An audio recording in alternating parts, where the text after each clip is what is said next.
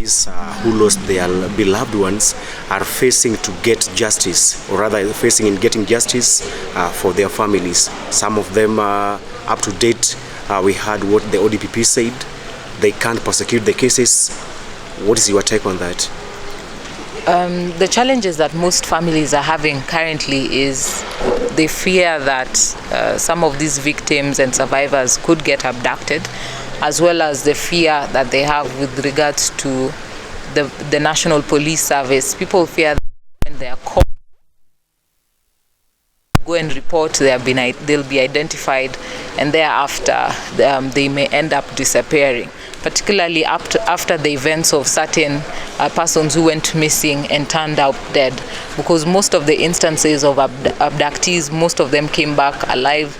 And so the fear wasn't as much as what it is today, as well as the lack of psychosocial support, because even as you interview some of these victims, you realize there is a lot of trauma that most of them have undergone. So even as they recount, you need a counselor beside you to just help them go through the emotions, expressing themselves. Even so today, Mama Rex, as she shared her story, how she broke down, this is not even someone who witnessed live what happened, or someone who has gone through some of these ordeals.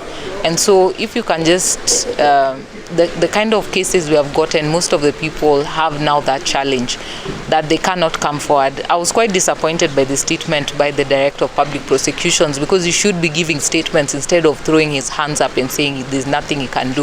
He has an independent constitutional office, and he cannot come and tell the people of Kenya that he's helpless.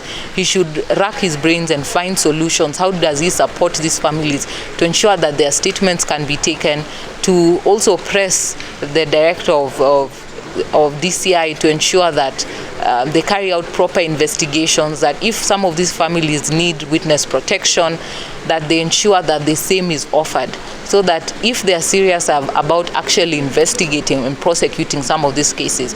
We've been able to reach out to IPOA as the Law Society of Kenya. In some instances, families that are too scared, LSK will accompany them, or we can ask them to a comfortable place where they feel.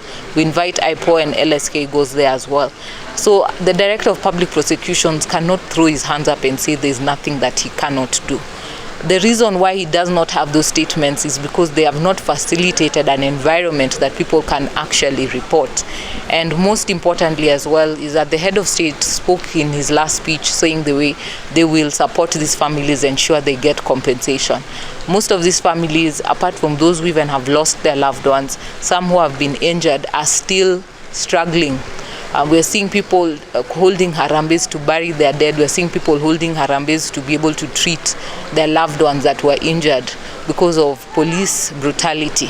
Let us actually see tangible action. Let us see the head of state coming out and setting, even if it's a kitty, or how will they ensure that they'll compensate most of these victims, because the reality is the current environment and the consistent conduct of the National Police Service to use excessive force, and the issue of the continued disappearances does not give people confidence in the National Police Service.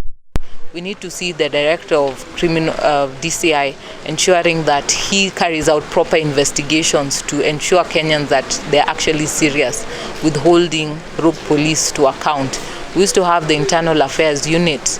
We don't know how much work they're doing, that they can also help in the investigations to ensure that members of the public can gain back that confidence that if you go to report your case, you will not be called at the side to be threatened, or your loved ones won't be threatened, or you may end up disappearing as well, because that's the biggest challenge we're having, because without evidence, we cannot support cases for prosecution of those perpetrators. If the revelation of Mama Rex this morning is anything to go by, do you see any possibility of the families that lost their beloved one getting justice? And if not, what are you doing as LSK to ensure that these families get justice? As LSK, what we are trying to do is collect information, collect evidence. We're trying to also, where IPOA reaches out, to ensure that IPOA is able to get a hold of some of these victims who want to report their cases. We're trying to connect them with the counselors as well, through the various civil groups that are offering counseling services, and the doctors as well that are trying to support, so that they can gain the courage to be able to tell their story, to be able to share those experiences, and that we can try and at least ensure that we hold some of these policemen to account. The challenge also that is still there is, as Mama Rex spoke about, not being able to get a bullet, and the bullet can help you identify which gun and to which police officer that rifle belonged. And so those are the continued concerns that we're having, and we're also asking the hospitals to be a bit more responsible with regards to how they are collecting evidence and information, because if there was a bullet, then they need to tell us who did they give access to, that now that bullet actually disappeared, because it's only through those concerted efforts that we can be able to ensure that there's justice for these families. And the goodwill can only start from the state, and so if the state is able to show goodwill that some of these families can actually get justice, then we can now start rebuilding our nation and moving together as one Kenya. Even that, we are still experiencing or witnessing cases of abductions by those who are purported or rather being pictured as the voices of demonstration. From where you stand, will this come to an end, and how will it come to an end? The issues of abductions are still going on in the country? Well, my ardent hope and belief is that it would come to an end. We have continued to raise concern, and that's why we also work with our different partners to also tabulate and share information that we get with regards to the number that have since disappeared.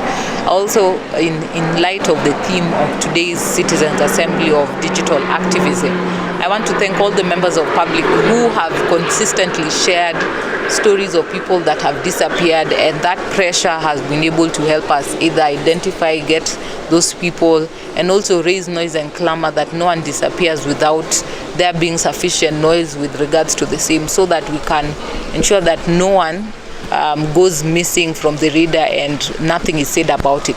Because that social media pressure, that activism on the digital platforms has helped us save some, been able to save others.